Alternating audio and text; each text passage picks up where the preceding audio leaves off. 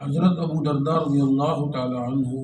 سے روایت ہے، وہ فرماتے ہیں کہ میں نے رسول اللہ صلی اللہ تعالی علیہ وسلم سے سنا، آپ نے یہ بات ارشاد فرمائی کہ کوئی مسلمان جب کسی مسلمان کی عزت کی حفاظت کرتا ہے، اللہ کے ذمے ہے اللہ تعالیٰ اس سے جہنم کی آگ کو دور فرما دے قیامت کے دن۔ پھر آپ صلی اللہ علیہ وسلم نے قرآن حکیم کی یہ آیت تلاوت فرمائی، وَكَانَ حَقًّا عَلَيْنَا نَصْرُ الْمُؤْمِنِينَ، اور اللہ کے ذمے ہے ایمان والوں کی مدد کرنا۔ یہ حدیث بڑی اہم حدیث ہے، اس میں ایک مسلمان کی عزت کی حفاظت کرنے پر اللہ تعالیٰ کی طرف سے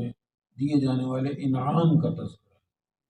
سب سے پہلے تو ہم نے یہ سمجھنا ہے کہ ایک مسلمان کی آبرو اور عزت کتنی قیمتی ہے۔ اسلام تو ہر انسان کی عزت، آبرو، جان، مال کی حفاظت کی ضمانت دیتا ہے، اور جب ایک مسلمان بندہ ہو، یعنی ایک ہے عمومی انسان، جس میں مسلم غیر مسلم سارے آ جاتے ہیں۔ جب ہماری آبادیوں میں ہمارے ساتھ غیر مسلم بھی رہتے ہوں تو ان کی بھی جان و مال کی، ان کی آبرو کی، ان کی عزت کی حفاظت بھی ہمارے ذمے ہے۔ اور پھر جب ایک آدمی کلمہ گو ہو، مسلمان بن جائے، ایمان قبول کر لے، مومن بن جائے، تو اس کی عزت کی حفاظت کرنا یہ کتنا ضروری ہے۔ اس حدیث سے ہمیں اس کی اہمیت واضح ہو جاتی ہے کہ ایک مسلمان کی آبرو کی حفاظت کتنی ضروری ہے اللہ کے نزدیک، اللہ کے رسول کے نزدیک۔ ایک دفعہ آپ صلی اللہ علیہ وسلم نے بیت اللہ کو خطاب کر کے ارشاد فرمایا کہ تیری خوشبو بڑی پیاری ہے اور تیری شان بڑی بلند ہے، حدیث کا مفہوم ہے، لیکن فرمایا کہ مومن کی جان و مال کی حرمت و حفاظت تیرے سے زیادہ ہے، یعنی کعبۃ اللہ سے بھی ایک مسلمان کی جان و مال کی اور اس کی عزت کی قیمت زیادہ ہے۔ اس حدیث سے ہم اندازہ لگا لیں کہ اللہ کے اور اللہ کے رسول کے نزدیک مسلمان کی آبرو کی کتنی حفاظت ہے۔ ایک حدیث میں آپ نے ارشاد فرمایا، کل المسلم علی المسلم حرام دمہ و مالہ و عرضہ، ایک مسلمان کے لیے دوسرے مسلمان کی کا خون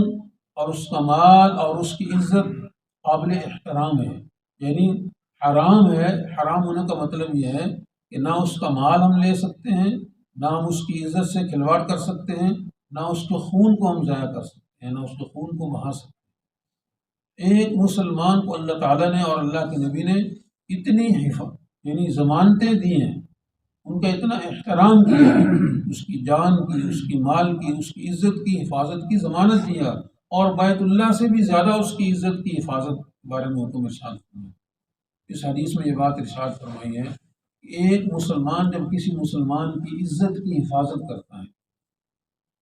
تو اللہ تعالیٰ کے ذمہ لازم ہو جاتا ہے کہ قیامت کے دن اللہ اس عزت کی حفاظت کرنے والے سے جہنم کی آگ کو دور فرمائے۔ ایک معمولی سا عمل ہے نا دیکھنے میں، اور اس کی اور مسلمان کی عزت کی حفاظت کیسے کی جائے؟ اس کی عزت کی حفاظت جب کسی مجلس میں اس کے خلاف بات کی جا رہی ہو، اس کے بارے میں اس کو نقصان پہنچانے کا کوئی مشورہ دیا جا رہا ہو، مشورہ کیا جا رہا ہو، اس کے قتل کی کوئی منصوبہ بندی کی جا رہی ہو، اس کو نقصان پہنچانے کا کوئی ترتیب بنائی جا رہی ہو، اس کے گھر کے حوالے سے کوئی نقصان پہنچانے کے حوالے سے، اس کے بچوں کے حوالے سے اس کی عزت پہ، اس کی عزت کی داغدار کرنے کے لیے کوئی کوشش کی جا رہی ہو، تو ایسے موقع پہ جو آدمی اس مومن کی عزت کی حفاظت کرے گا تو اللہ تعالیٰ نے قیامت کے دن جب کہ قسم پرسی کا عالم ہوگا، اس وقت اللہ کے نبی فرما رہے ہیں کہ حقاً علی اللہ ان یرد عنہ نار جہنم یوم القیامہ، اللہ کے ذمے یہ لازم ہو گیا، اللہ نے اپنے ذمے اس بات کو لازم قرار دیا ہے کہ قیامت کے دن جہنم کی آگ اس مومن سے دور ہو۔ اور فرمایا وکان حقاً علینا نصر المؤمنین، اللہ کے نبی نے سورہ روم کی یہ آیت تلاوت فرمائی کہ اللہ فرماتے ہیں کہ ہمارے ذمے لازم ہے ایمان والوں کی مدد کرنا۔ ایمان والوں کی مدد کرنا اللہ نے کیا فرمایا وَأَنْتُمُ الْأَعْلَوْنَ إِن كُنتُم مُؤْمِنِينَ، تم ہی غالب ہوگے اگر تم مومن ہوئے، ایمان مکمل ہوا، کامل ہوا، تو پھر اللہ کی نصرت ہمارے لیے لازمی آئے گی۔ اللہ فرماتے ہیں کہ جس طرح مشکل اوقات میں، مشکل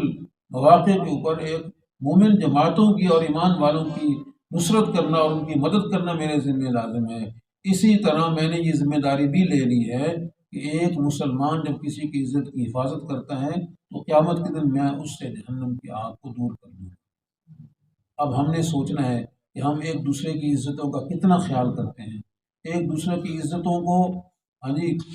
خاک میں ملانے کے لیے کتنی کوشش کرتے ہیں، اور ایک دوسرے کی عزت کی حفاظت کی کتنی کوشش کرتے ہیں۔ اب ہم نے، ہر ایک مسلمان نے، ہر ایک مومن نے اپنے حالات کا تجزیہ کرنا ہے، اپنے گریبان میں جھانکنا ہے۔ یہ حدیث ہمیں بار بار ہمیں جھنجھوڑ رہی ہے، ہمیں پکار رہی ہے کہ ایک دوسرے کی عزتوں کا خیال رکھو گے تو قیامت کے دن بخشے جاؤ گے، قیامت کے دن اللہ کے یہاں معزز اور مکرم ٹھہرائے جاؤ گے۔ اور اگر ایک دوسرے کی عزتوں کو اچھالو گے تو پھر قیامت کے دن اللہ کے ذمہ یہ بات نہیں ہوگی، وہ تو پھر ہم اپنے اعمال کی بنیاد پہ آگے جو اللہ تعالیٰ ہمارے لیے فیصلہ فرمائیں گے وہی ہوگا۔ اللہ ہمیں حدیث مبارکہ کے مفہوم کی صحیح سمجھ نصیب فرمائے اور عمل کرنے کی توفیق نصیب فرمائے۔